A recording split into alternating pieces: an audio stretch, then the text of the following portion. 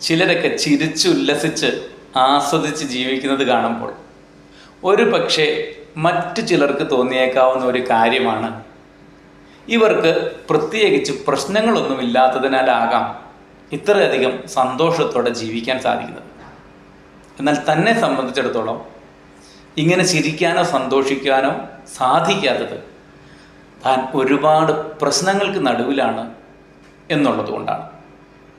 എന്നാൽ യാഥാർത്ഥ്യം പരിശോധിച്ചാൽ ഓരോരുത്തർക്കും അവരവരുടേതായ പ്രശ്നങ്ങളും അതിൻ്റേതായ പ്രയാസങ്ങളുമുണ്ട്.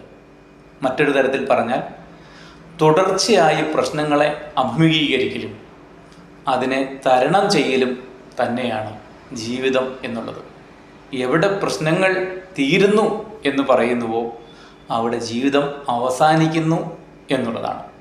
അതുകൊണ്ട് കിട്ടാവുന്ന അവസരങ്ങളിലെല്ലാം സന്തോഷിക്കാൻ ശ്രമിക്കുക, ചിരിക്കാൻ കിട്ടുന്ന അവസരങ്ങളെ പാഴാക്കാതിരിക്കുക, ജീവിതം ആസ്വദിക്കാൻ ശ്രമിക്കുക എന്നുള്ളതാണ് പ്രശ്നങ്ങളെ നേരിടാനും തരണം ചെയ്യുവാനും നമുക്ക് ഊർജം ലഭിക്കുവാനുള്ള ഒരു മാർഗം എന്നത്.